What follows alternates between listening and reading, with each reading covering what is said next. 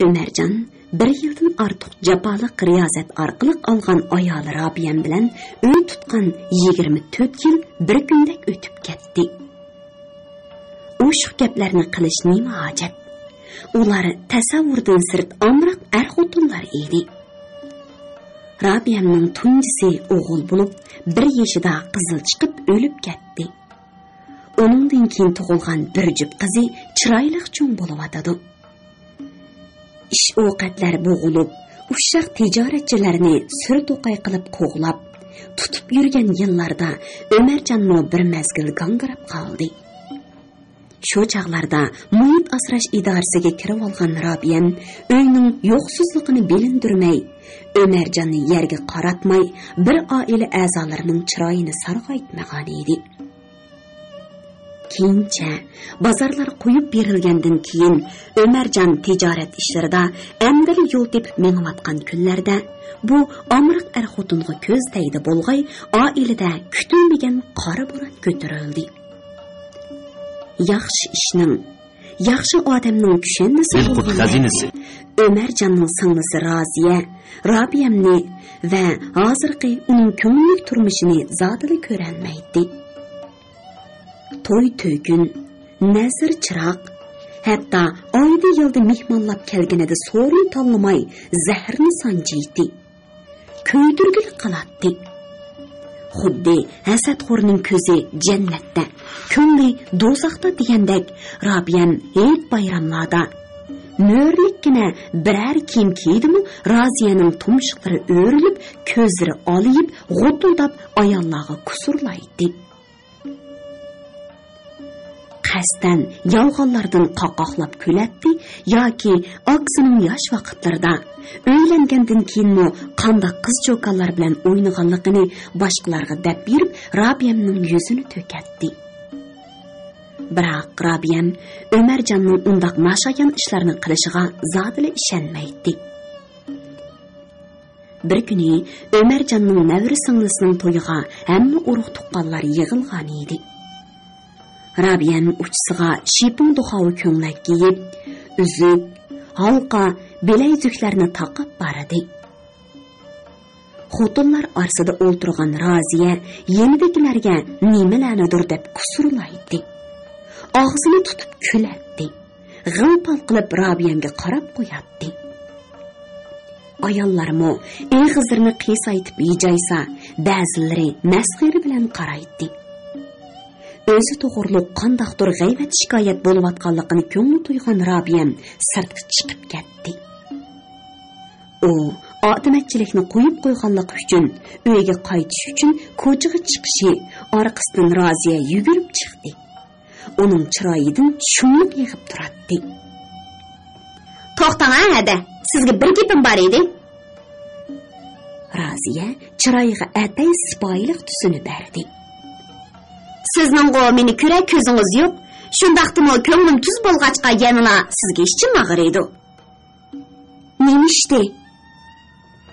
"Gapimni anglab ishonmasligingiz mumkin." Roziya yeligar ko'zlarini o'ynatdi. "Men dastlab ishonmagan ekanman. Biroq o'z ko'zim bilan ko'rgandan keyin rostligiga ishondim." "Zodim nima ishdi? Chaqqaroq dama, odamning ishchini siqmay. Amsa aylanib yiqilibmi qolmang, odamning jinni elib." Roziyaning o'ch elish intiqomidan huzurlanayotganligi xunuk taladidan bilindi. "Akamning sizning ustingizdan nikoh qilib olgan xotini bor ekan." "Shu gapmidi?" Robiyam masxira bilan kuldi. "Bundoq gaplarni sizdan to'liq anglab, quloqlarimni yodab ketdi. Xo'sh, men ketdim." "To'xtang!" varqiradi Roziya. "Ishonmasangiz, o'zingiz ziyon tortasiz. Hatto u xotinning qo'rsiqida bor. Haddingizdan oshmang. Akangiz undoq kelish paxash odamlardan emas. Nomus qilmamsiz o'z qarinishingiz ustidan tuhmat qilishga." Robiyam shartli qayrilib yo'liga mangdi. Lekin Roziya uning orqasidan varqiradi. "Sizni sharmanda qilgan u xotinning uyi To'kko'kkonda, ismi Bahorchingdan." Robiyam garchi ishonmagan bo'lsa-mu ichi tortildi. Acaba mahallasi, ismi, laqimi, atnosi homilador ishganligiga qadar deb beradi-da. Agar chiqib berib dardini chiqarish niyatida bo'lgan bo'lsa, shundoq aniq tarmiydi. Aksining oldida rasvo bo'lishdan qo'rqmamdi. Rabiyaning birdan yuragi og'di. Xap to'xtab tur. Oqshomliq surishti qilmasam. Rabiyam bu o'ydan darhol yondi. Bu tuhmat bo'lib qolganida oramizga so'g'uqchilik tushib qolmasin. Aksining o'ttirsa jidal chiqib, qarindoshlar azorlashib qolishi mumkin. Agar Ömercan mangni ishonmamsiz deb qolsa, lat bo'lib qolmamdi. Shunga dastlab to'tduqon berib surishtirgan tuzuk. Rabiyam ziddiyatli xiyollar ichida kashkicha xomush yurdi. Yatarga yaqin Ömercan keldi. Uning og'zidan haraq purab turg'ashqa, ayolidan yiroqroq turib kiyimlarini soldi. Yotqinga kirib bo'lganda Rabiyammo uningga gumonliq nazarini tikib olib yotdi. Hajab kechikib qoldingiz-ku. Rabiyam o'zini besab oldi. Do'konni shunda kech taqidingizmi? Nima oli kuchuklar kelib qoldi-ken, sen shu ishmidi? Ömercan o'zini tortibroq yotdi. Nesiga top gazmol olganlar bor edi. Pulni suylab uyiga bordim. O vaqtni sal uzartib ber, mollarim yaxshi setilmay turdi deb yelinib turib oldi. Ondan tamoq tutdi. Sizni tamoq tutadiganlar xeli bor o'xshamamdi? Rabiyamning gumoni sustlashmay turadi. Pat-patli kechida kelasiz, ba'zida do'konda qolib qolasiz. Zodi sizga nim bo'ldi? Ömercan yodida yo'qlab beshini ko'tirib oyog'iga emishdi. Bunda gumonxo'rlik qilmaydingiz. Ajab bugun bo'rjungizni ta'tir kiyibsiz. Bo'ldi. Uxlang. Rabiyam erga zarda qildi. Chunki Ömercan emishganda uning burniga go'plik qilib haraq yedi urilgan edi. Mushkullarda nurib ketyapsizkin tam. Rabiyamning uyqusi qochdi. Chunki uning gumoni kuchaymoqda edi. Ömercan tamoqa haraqni og'ziga olmaydi. Mana 4-5 oy bo'lib qoldi. Yeniga tamoq soladigan bo'ldi. Ba'zida og'izdan haraqni purab qoladi. Hatto bir qitim mast kelib, cho'ng qizi Juhar buvi bilan orolni yotqizgan edi. Bu odamga kimlar tamoqa, haraqni o'rgatgandi? Uning dab muomala qiladigan savdogar birodarlarining to'lisi degidek hojim, 5 vaqt namoz, qoida yo'sulliq, diyonatlik odamlar. Ular davomliq odam pak bo'lmasa, savdo yurishmay falokat bosadi deb o'zlarini noshoyan ishlardan cheklab turishadi. Burunlarda Ömercanni namoz o'qiydi. Taratsiz yurmaydi.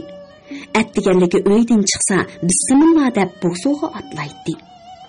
O'rimchiga yoki ichkirga mol elish uchun safarga chiqqanda biror paxlan, eng bo'lmasa to'xuni qon qilib arvohlarning yo'lishini tilaydi. Ajaba bu 20 yil ichida ajab o'zgarib ketdi. Gumon imonni qochirar degandek, Rabiyam atsi 4 do'konga berib bahor chingdangni surishti qildi. Mahalladagilarning ko'pinchisi u cho'konni tonimaydi ekan. Rabiyam bir nech qo'roqlarga kirib ahvol o'qish orqali mahalla omonlik qo'g'dash xodimi Cho'qur ko'chasidagi Maymunam degan to'lxotun bir eg'iz uyni yoshqin bir cho'konga ijara bergani rost. Biroq bu cho'konni keyinchi uchratmadik deb aytib berdi. Rabiyam Cho'qur ko'chasidagi Maymunamni tepib so'zlashdi. O cho'konga uyni 1 yillik ijaraga berib qo'yib, o'zimni sal orsalda bo'lib qoldim, dedi Maymunam pushaymonlik ovozda. Dəslipidilla sel tekşi ayol emasdek göründü. Keyin egiz boy, qamlaşqan bir adam kelip kusurlashib yurishdi. Ba'zida boshqa erlarmi uni izlab keladigan bo'ldi. Shuning bilan men bir ishki qiz jinidan o'tgudek gap qildim. Nim bo'ldi 4 oy ilgari tarabbol ko'chib ketdi. Uni izlab kelgan egiz boy qamlashgan erning yeshi nechida bordi? 40 bilan 45 ning oralig'ida bo'lsa kerak. Qo'shma qash, chasi yuzuk, oq pishmoq odammi? O taraflariga ancha zan solmabdiman. Biroqsa Maymunam osmoqchilab so'rab ketgan bu yo'chun ayoldan sal gumon qilib qoldi. O'zingiz nalik? Hajab bu cho'kanni surishti qilib qopsiz-g'o?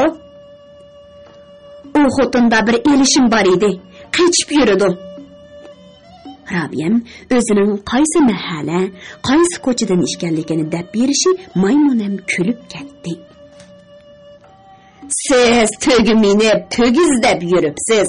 Sizlarning mahallada o'tirishliq Amongul degan cho'kan tozi o'pdan biladi. O Baharxonni izlab bir necha qitim kelganda men uning bilan paranglashgan. Keyin Amongulmi kelmas bo'ldi. Rabiyamning gumoni oshdi.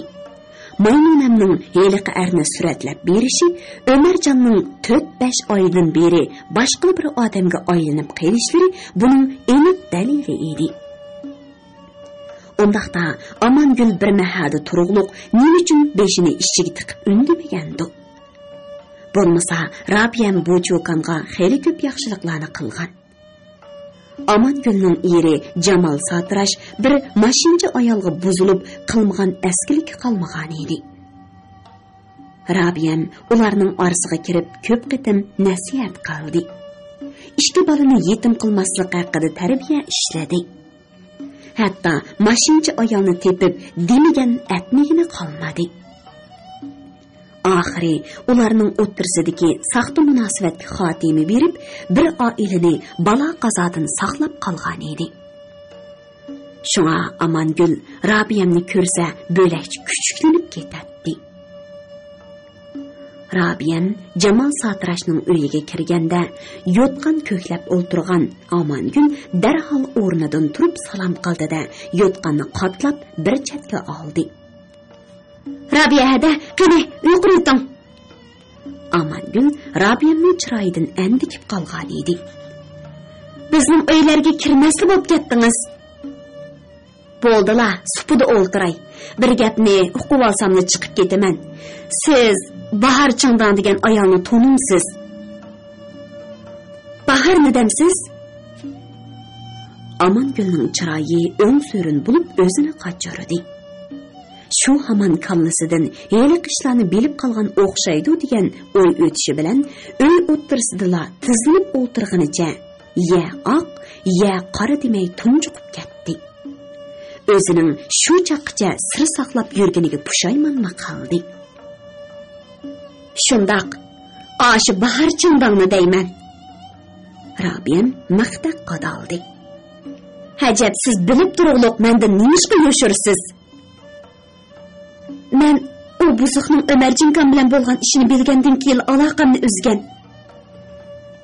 Rabiyamning butun tenidagi qon yuziga tepgandek uning yuzi qizirib, keyin qizdirgan mis talangiday qo'ng'ir rang holga kirdi. Yuragi bo'lsa xuddi beg'ichidan uzilib o'tqa tushgandek to'lg'ilib ketdi. Ko'nglida Xudoyim bu la'nati vafosizni deb nola qilishi bilan tang ko'zlarini yosh qopladi. Uning gumoni rost qaylangan edi. U nima qiladigan xotin? Rabiyamning tumonliq ko'zlariga Amongulning girim-sirim iznasili ko'rindi. Nima uchun uni Chingdang deydi? Chunki u g'ulja Urumchi ko'chalarni chingdabli qolmay, ishkirning hamma yerini chingdab chiqqan. Amongul o'ttir barmog'idagi o'ymoqni o'ynag'ash yerga qarab so'zlayotdi. Keyin anlasam o Guangzhouga 20 kilogram neşe kirip tutulup 1 yıl türmüde yetiptiken. Andan Ürümçide yaşangan bir kadırının uyunu buzuşqa urunganda, onun kız oğulları urup, çalı ülü qıp koyuptu. Bahar çığından korkqandan bir şopırğı yelinip, g'oljuk geçip kelip aptı. Sizning hemmiştin xavriniz batırıqlık. Mani neyim üçün demediniz? Deydepmi oyladım. Lekin işki o'ttirda gap to'shgan bo'lib qoladi ekanman. Eng yomoni inoq oilanlarning buzilib ketishdan qo'rqdim. O xotin hozir nerede? O Amangul Rabiyamning biror ish chiqarib qo'yishdan ansirab turadi. Qaynidanga ish bu darajaga yetdi. Yana nimaga ikki tayin bo'lasiz? Ömer Jinkam Yangi Hayat mahallasida Mapolgur degan bir tunganning qo'rosidan uy tutib beribdimish. O pasqinning qo'rsqida borligi zodi aniqmi? Men mu keyin angladim. Rabiyam xo'shmi demay chiqib ketdi. Uning ahli hech nimaga ishlamaydi. Xuddi kallasiga uchundab ayni qiyin dillarini qo'yib qo'ygandek sanjilib, beshini uyoq bu yoqqa burashqini qo'rqatdi. Tova, erining 4-5 oydan beri butday surilib, tuz kirib, tuz chiqib yurishlaridan, salofat bilan yo'tilib qo'yishlaridan, bu nimandaq taqvodor imomlardek bo'lib qoldi deb gumonmi qilmabdi? Texi uning bu ixlosman aptini ko'rib, dukkanda yotaman desa, gumonsiz qo'shilg'imni ko'ring. Bu Rabiyamning aql ko'zining ko'rligi ham ko'ngil shimiganligidan kelib chiqqan dardisa. U texi dastlabda hozircha ishpash tortishib yurgan o'xshaydi deb erining adibini bermoqchi bo'lgan edi. Mana, endi haromdan bir bolasini bo'pti. Bugun kecha Rabiyamga uyqu harom bo'ldi. U to'risqa tikilgunicha qora xiyollar iskanjisida qolgan edi. Qizi Johri buvi opasidan ansirab 1-2 qatim choy ko'tarib kirdi. U "Apa, mijozingiz yo'qmi? Doktorxonaga olib boraymi?" degan edi. Rabiyam "Menga uyingga chiqib uxla. Menga hech ish bo'lmadi" deb uni chiqarib atgan edi. Vaqt xuddi bir izda uyib qolgan yelimdek bekmi osti o'tmoqda. Rabiya taqasoliq ichida eri Ömerjonni kutib taqati taq bo'ldi. Mana, tamdagi osma soatmi kechilik 11 ga tang urdi. Uning kallasidan hozir u cho'qim osh iflosning uyida degan xiyol kechishi, aysh ishrat shahvatiga cho'milgan ishki shahrat barazning karavot ustidagi har xil sharmandaliklari ko'ngil aynikida alanglab ko'rindi. U o'rnidan sakrab turib ketdi-da, kiyimlarini olmon-talmon kiyib o'ylig'i etilib chiqdi. Qizi Johri buvining tomga yo'laglik turgan vazifasini jano qilib so'ragunicha darvozadan chiqib ketdi. Rabiyam velosipedining pedalini g'azab bilan tepib, tashlabki ko'chasidan aylanib, Yangi Hayot mahallasiga yetib kelganda qora targa cho'milib qolgan bo'lib, dumba qo'rsoq ostilari butunlay ho'l bo'lib ketdi.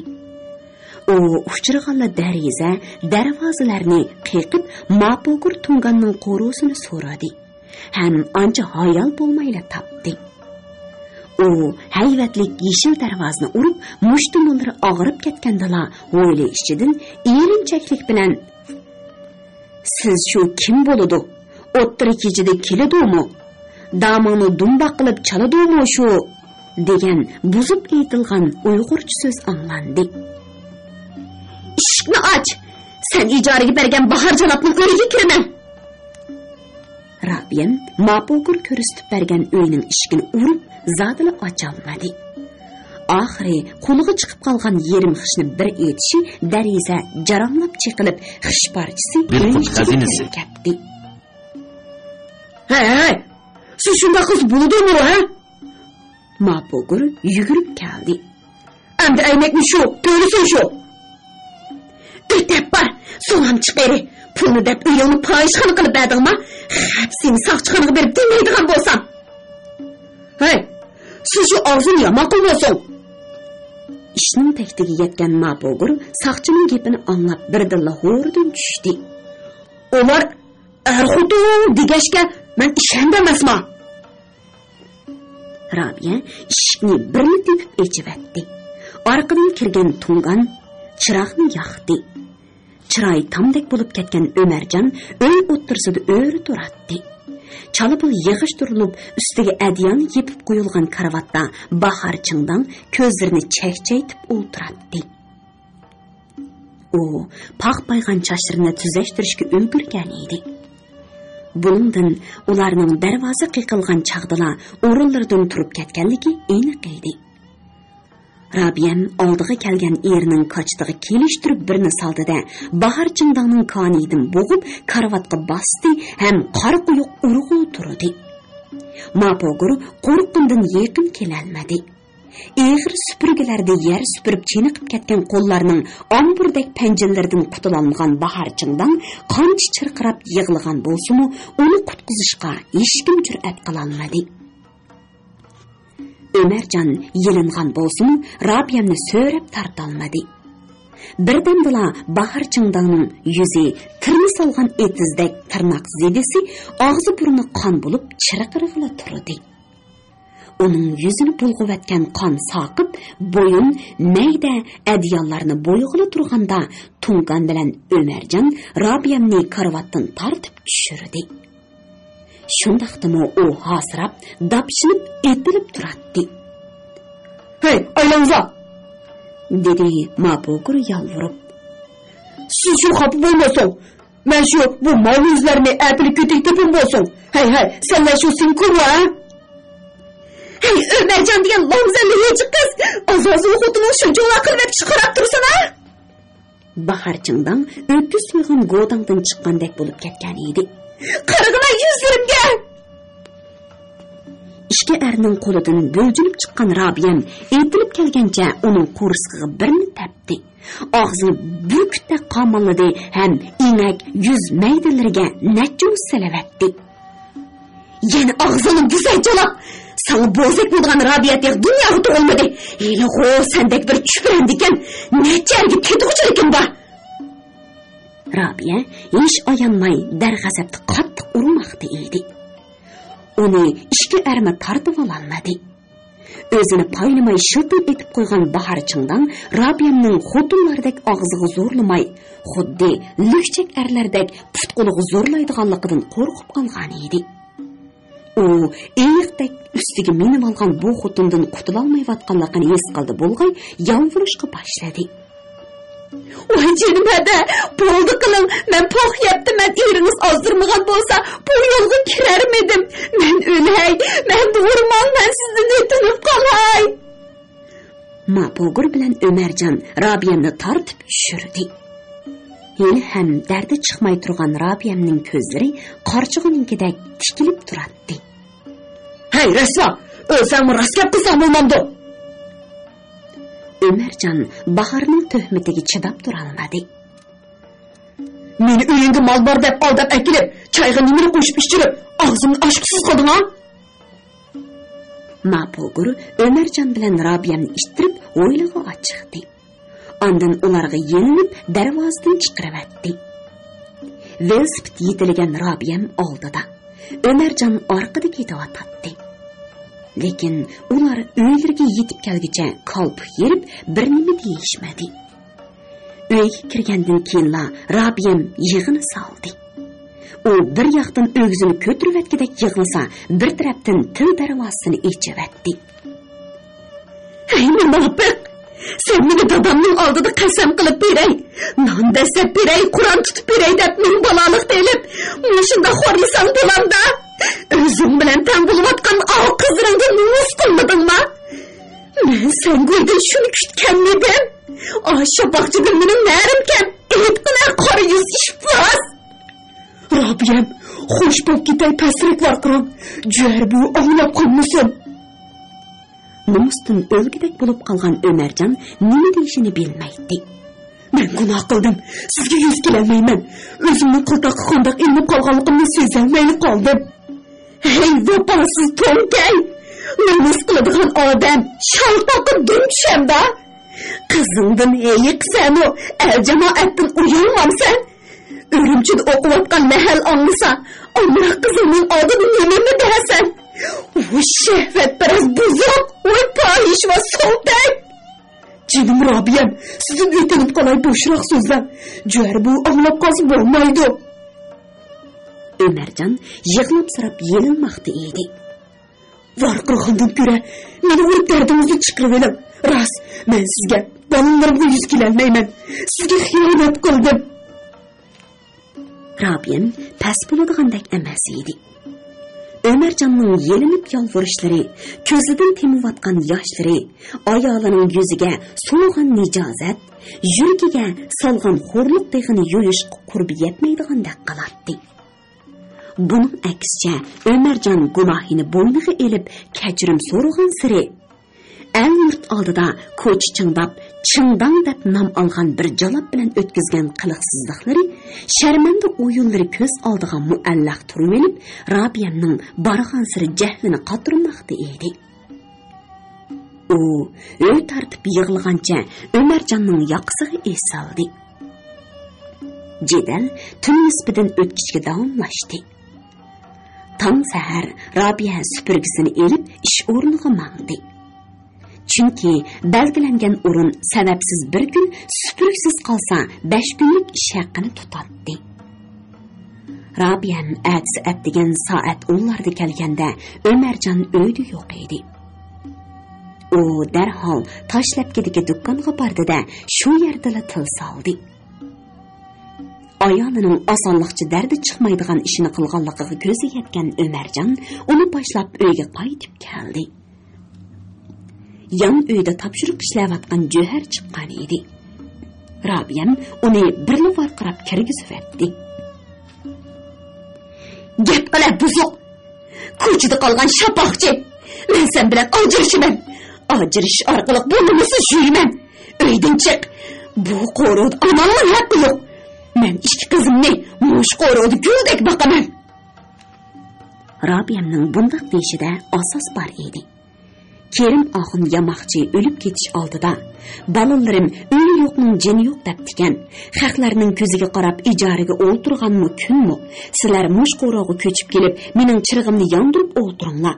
Keyincha ancha-muncha tuzashtirib olsanglar, bir chiroyli qo'ro bo'ladi degan edi. Degandek, Ömercan bilan Rabiyem tirishib, to'yliq halqa uzuklarini setib, uylarni yengilab, mushinchilik iskatga kirgizib qo'ygan edi. Mam, Cöpahiş va sotqi barimiz. Rabiyem Ömercanning yaqsig'i esaldi. Men sendan ajrashmoqchi bu nomusni, bu xo'rliqni o'tayolmayman. Jinim Rabiya. Ömercan yig'lab saldi. Ajrashman degan gapni qilma. Men sizdan ayrılolmayman. Bir qatim kechiring.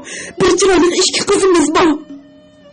Mening ustimdan xotin olsang, o paskini jalobning qo'rsidan baloni tursa, yana kechir deysan ha? Kechir degan gap qandoq og'ziga potdi? Rabiya bar ovozi bilan varqiradi. Voy xudoyim, voy tova! Texi olgan xotinni ko'rmandigan. Ishkirganda chakirib tutilib, bir yil turmida yotgan, Urumchida yashamgan kadrning uyini buzib balonlardan o'lgish tayoq yeb, xo'ja qechib kelgan, ko'rmagan ko'cha, yendigan poq qolmagan, chimdog' deb laqam olgan. Bir avroz poqsiga dumishkini ko'rmandigan. Rabiyem erining yoqsig'i esilib, sotqa berishga qistavatganda Cöher buvi kirgancha opsini quchoqlab oldi. O Rabiyem o'ttir kechida chiqib ketib, ta dadisini boshlab kelganga qadar uxlamay, ularning da'dalashlarini anglagan edi. Mana bugunmi eshik tövida turib, opsining nimancha vala challaqab o'zini yo'qotib qo'yishini xazinasi.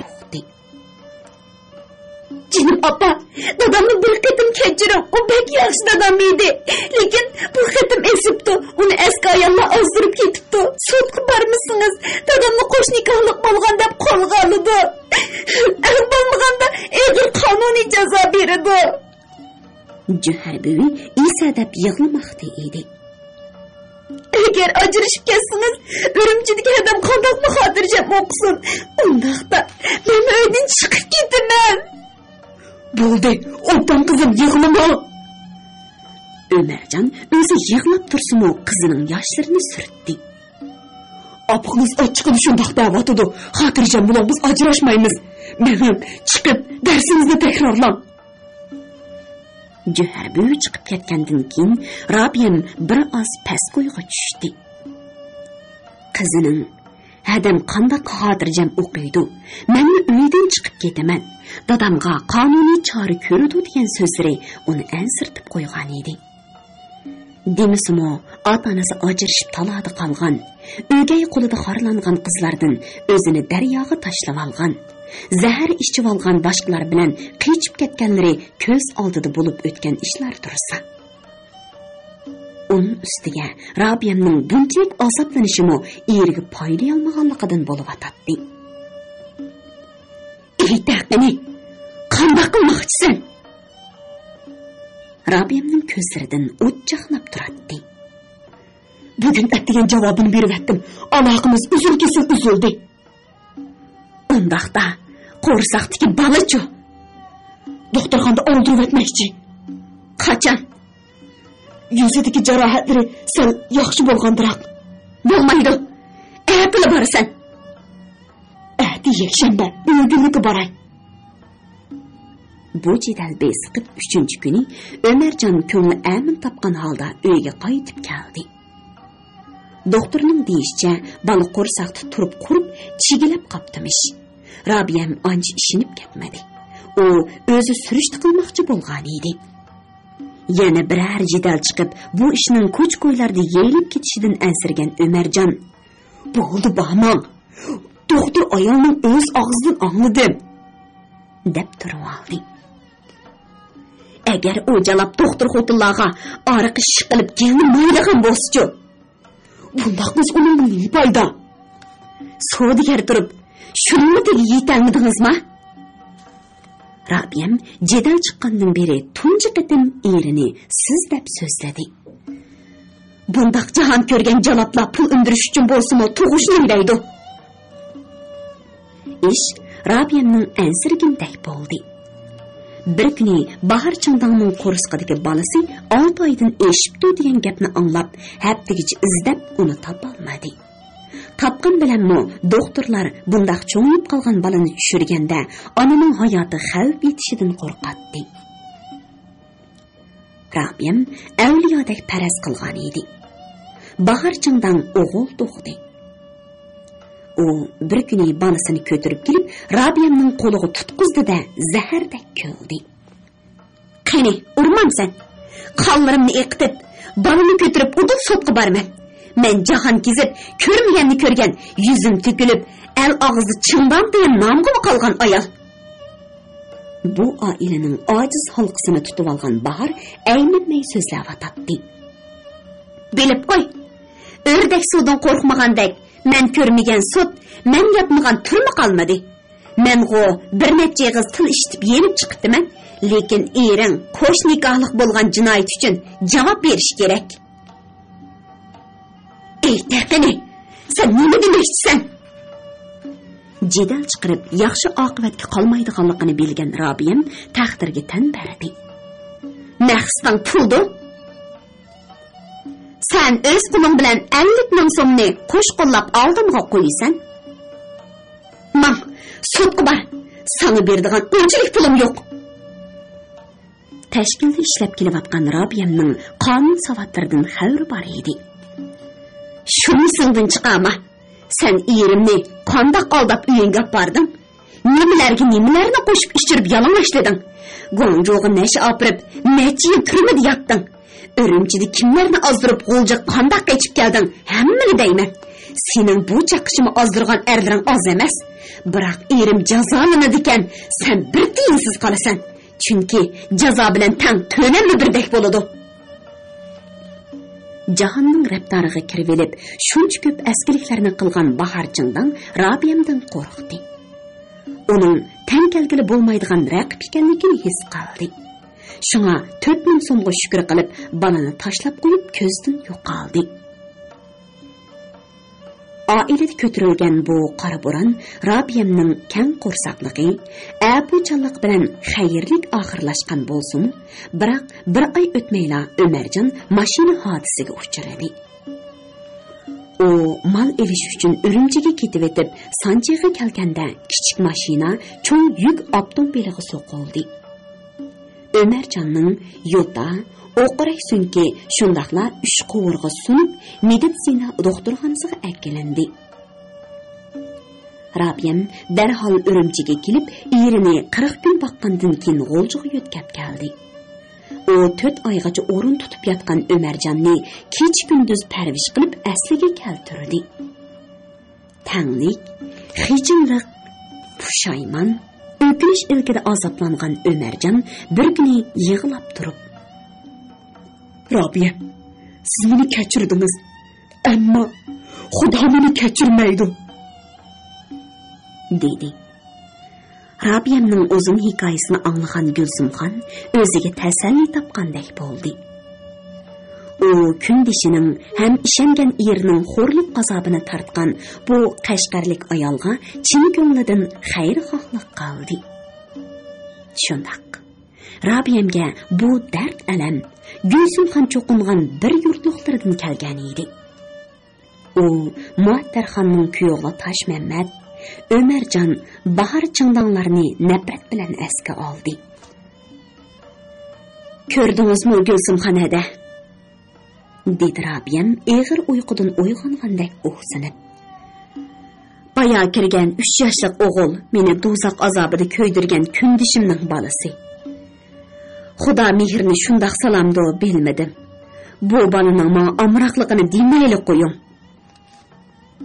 Gulsumxon Rabiyamning uyidan qaytib kelib, necha kunlargacha xomush yurdi. Rabiyamning ko'rgan xo'rliqlari ko'z oldidan zodili ketmadi. Ma'ruf Temirchining Qashqarli xotini Saidnisoxon "Acha, siz uchun ajrashaman" degan so'zlarini esladi.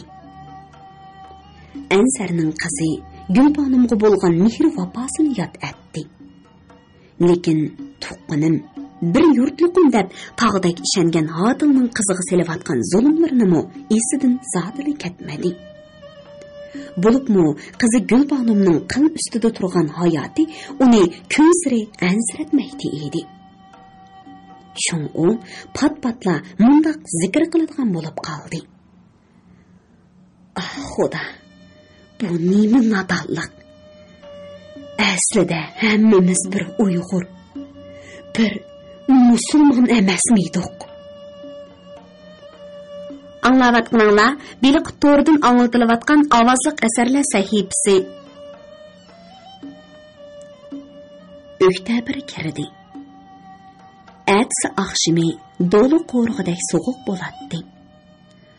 Pat-patli yomg'ir yig'ib, tong saharlikka tushgan ushuk gul barglarini suvlashtirib, bog'dagi olma, o'rik, shaptullarga seriq, qizg'ush, qo'ng'ir to'llarni kiydiradi. Biroq oktyabr to'limi xosiyatlik oy bo'ldi. Gulsumxonning nevrisi Alinur 1,5 yoshga kirdi. U hovlida pildirlab yugurib o'ynab yuradi. Alinur Anaytullani anay dadam desa, Akbarni Tashmat akam deb tili chiqdi. Dilqut xazinasi. Gulbanimning Hodildan tug'ilgan o'g'li Rishotmi 10 oylik bo'lib qoldi. 7 oy ilgari uydan chiqib ketgan Anzarning taloq qilgan ayoli Gulnisoxonning qo'rsqidagi bolasimi 7 oylik bo'lib qoldi. Anzar ketib 1 oy bo'lmayla Gulniso quruq ho'y bo'lib homildorligi ma'lum bo'lgan edi. Muattarxonning oilasidagi eng chong o'zgarish shu bo'ldiki, Abdusamat onasiga demay Ro'shangul bilan to'y qilib olg'ili 2 oydan ishib qoldi. U deginda qoldi. Biror kimga yelinib yolvormadi. To'y tayyorligini qiz tarafda qilib, Ro'shangulni 3 darvozadagi ijaraga olgan uyiga akkatdi. To'yga kelganlar uni ota-onasi yo'q yetim bola ekan deyishdi. Muattarxon sapra payliga elib jidal majra qilmadi.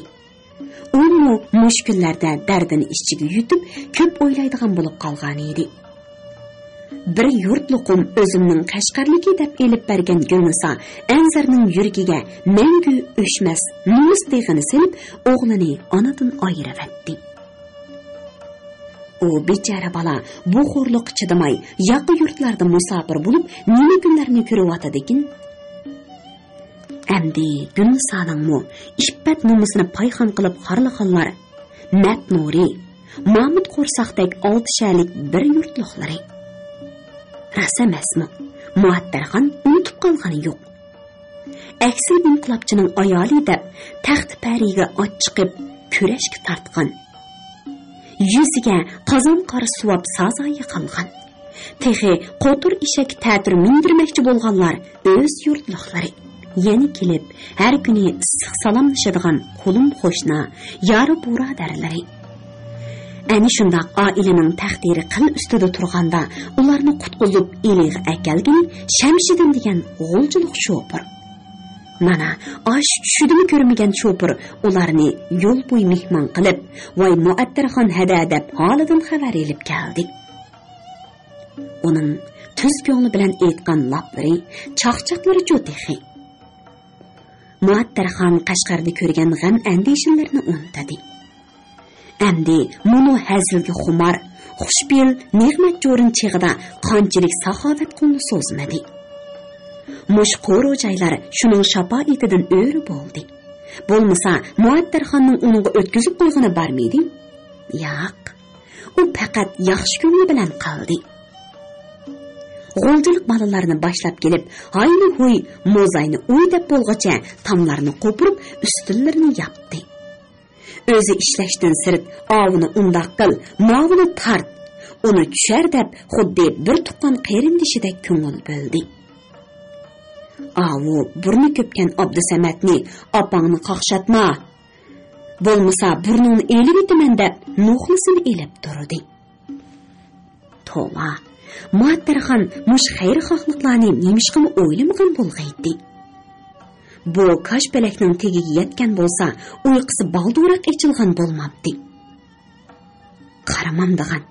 G'o'r qapoq Abdusamat o'ylanib, bir qatimni kelib, onasini "Haning nechun?" demadi. Bu so'g'iga dassamadi.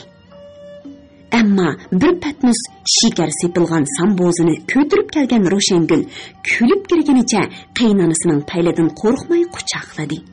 Ham bir illiq ta'zim qilib turib, "Apa, ursinamo, tillisinamo oldinlarga bosh egib keldim. Abdusamat ikkimiz o'zlarining ro'yisiz to'y qilib cho'ng gunoh qildik. Apo qilgan bo'lsalar, ko'ngil teksilarining kang, bag'rlarining yumshoq ekanligini anglagan edim. Bizni kechirishlariga ishonaman."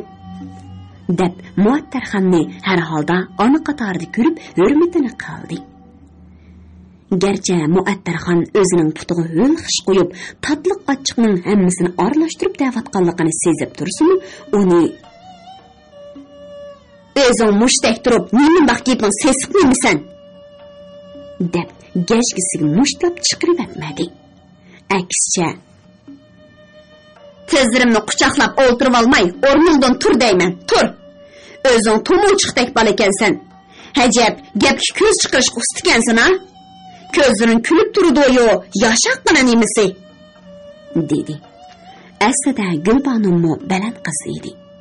U Muattarxonning ro'yiga beqibla o'z baxtini qurbon qildi. O'g'li bilan kelinning qotili u o'zi bo'lib qoldi. 2 yoshning o't uvoli zodi kimga?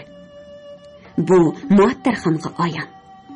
Eliq chaqda ularning 1 yillik tutgan uyiga berib, g'iljin naynoq erlarga so'nib, shaytonni qo'zg'ab degan sesiq tillarni anglab, Gulbanum garchi og'irib ketgan qo'rsqini tutib, mashinada yetib qolgan bo'lsa-mu, qaynonasi qosh ko'tirib qarmagan edi.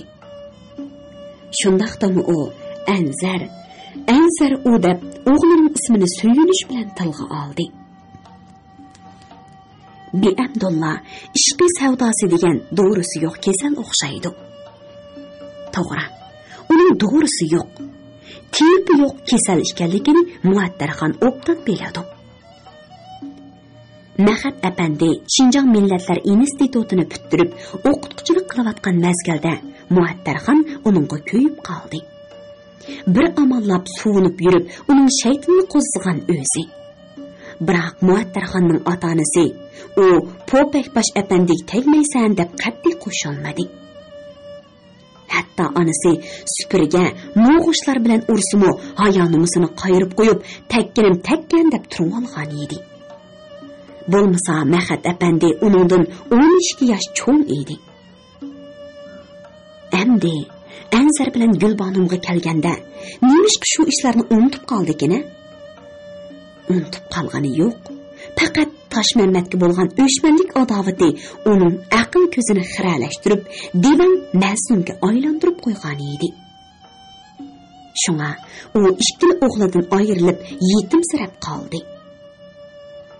Gulbonumning qonliq yashirig'i sabab bo'lib qolmay, Gulsumxonning yurak bag'rini jarohat qildi. U amdila marhum Мәхәт әпәндинең dengizni Xudo, azob dengizini insonlar yaratgan degan so'zlarining tegiga yetdi. Beliqut shirkatida ovozga elinib, Beliqut to'rida anglatilayotgan Uyg'ur yozuvchisi Jaloliddin Bahramning Шинжаң yoshlar o'smirlar nashriyoti tarafidan nashr qilingan Natvallah nomli romanini bugun mush yergacha anglatdik.